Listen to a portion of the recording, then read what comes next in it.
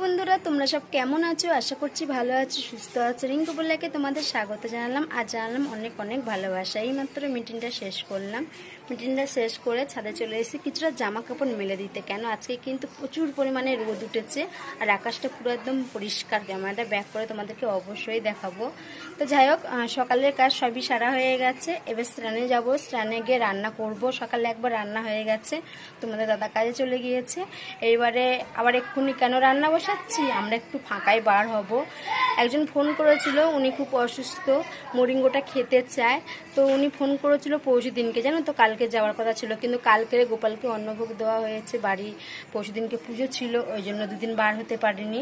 আর তার আগের তো ওয়েদারটা একেবারেই খারাপ গেছে, কদিন ধরে বৃষ্টি হচ্ছিল। তবুও আমরা ফাঁকায় বার হয়েছি। যারা আর কি ফোন করেছে তাদেরকে মোরিঙ্গোটা দিতে গেছি। ওই জন্য সকাল সকাল রান্নাটা বসিয়ে দেবো, রান্নাটা সেরে তারপর বাড়ি থেকে বার হব। তো চলো ক্যামেরাটা ব্যাক করি, তোমাদেরকে আকাশের ওয়েদারটা দেখাই। তো বলতে পারবো না, এখন হয়তো আকাশটা ভালো রয়েছে, রোদ উঠেছে, আবার দুপুরের মধ্যে হয়তো বৃষ্টিও হতে পারে, কেন ওনার তো দিয়ে বিশ্বাস নেই, তাই না? তো যাই হোক, ক্যামেরাটা ব্যাক করি, দেখতে থাকো।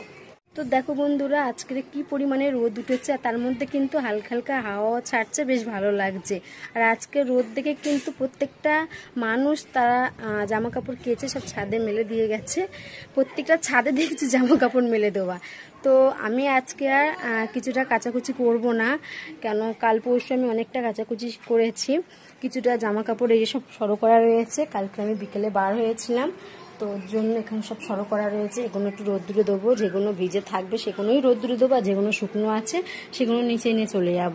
তো ওই জন্য আজকে কাচাকুচিটা করব না, ভাবছি কালকে কাচাকুচিটা করব। আর দেখো বন্ধুরা, ড্রাগন ফলটা কিন্তু কত সুন্দর হচ্ছে, তোমাদেরকে একটু দেখাই।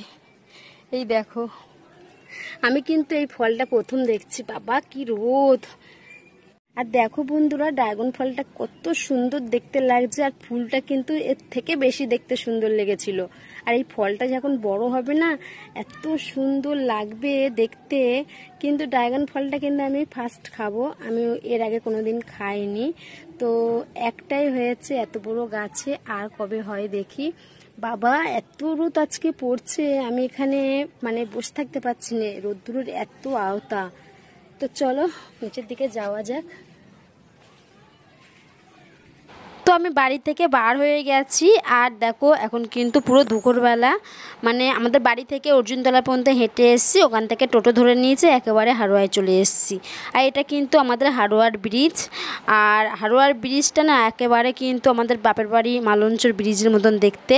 কিন্তু মালঞ্চর ব্রিজটা বিশাল বড়, আর বিশাল বড় চওড়া নদী। আর এটা হচ্ছে বেশি বড় না, খাল আর কি, ওই জন্য আর কি ব্রিজটাও ছোটোখাটোর মধ্যে। তারপর আমরা হারোয়ায় চলে এসেছি। আর এখানে দেখতে পাচ্ছ আমরা রয়েছি তিনজনে। তো আমাদের একটা বাড়ি যাওয়া হয়েছে, সেখানে মোরিঙ্গোটা দিয়ে এসেছি, মোরিঙ্গোটা দিয়ে এবার আমরা আর একটা বাড়ি যাব। সেখান থেকে কালকে ফোন এসেছিলো, তো সে বাড়িটা ভেবেছি আজকেরই ঘুরে আসবো, কেন একেবারে কাজটা মিটিয়ে আসি। তো বাড়ি ফিরতে ফিরতে কিন্তু মানে 6টা বেজে গেছিলো, আর 6টা মানে সন্ধ্যে সন্ধ্যে ভাব এখন। তো বাড়ি ফিরে বাড়ি কিছু কাজ ছিল, সেগুলো সেরে নিয়েছি। তো সেরে নে সন্ধ্যেবেলা দেখো আমি কিন্তু এখানে মুখ চর্চা করতে বসে গেছি। আসলে না, আমি কোনো মুখ চর্চাই করি না আর করবো না। আসলে মুখই দেখতেই পাচ্ছ তোমরা, চুলি ভর্তি হয়ে গেছে। অনেকে বলছে এটা সুখের চুলি, অনেকে বলছে চুলিটা ভালো না, অনেকে বলছে দুর্গাপুজোর সময় আসলে এই চুলিটা হয়। আর আমার তো মানে যারা আপনজন তারা শুধু বলছে এটা সুখের চুল, এটা সুখের চুলি, ওরাই জানে কিসির চুলি ওটা। তো আমার একা শুধু চুলি বার হয়নি, তো সাথে কিন্তু তন্ময়েরও চুলি বার হয়েছে। ওই জন্য ডাক্তার বাড়ি থেকে তোমাদের দাদা এই ওষুধগুলো নিয়ে এসছে।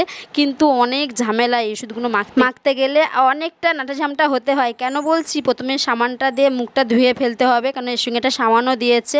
সাবানটা দিয়ে মুখটা ধোয়ার পরে হচ্ছে 1 নম্বর একটা ওষুধ রয়েছে, সেটা হচ্ছে কি মুখে দিতে হবে, মানে যেখানে যেখানে চুলি রয়েছে সেখানে সেখানে দিতে হবে। তারপরে 10 মিনিট মুখটাকে এরমভাবে রেখে দিতে হবে। তারপরে তুলো দিয়ে আবার মুখটাকে ভালো করে মুছে নিতে হবে। মুছে নিয়ে তারপরে আবার 2 নম্বর ওষুধটা তুলো দিয়ে লাগাতে হবে, লাগিয়ে মুখটা কিছুক্ষণ শুকাতে হবে। কতটা নাটাঝামটা বলো দিনই, এত কি সময় আমাদের আছে? আমরা ওই জন্য তো কোনো দিন মুখের কোনো ট্রিটমেন্ট করি না, মানে যেরকম অনেকে ফেসিয়াল করে, অনেকে বাড়ি অনেক রকম জিনিস দিয়ে মুখটা পরিষ্কার করে, ফ্রেশ করে, সেসব তো কিছুই করি না, কেন সময় নেই আমাদের ওই জন্য।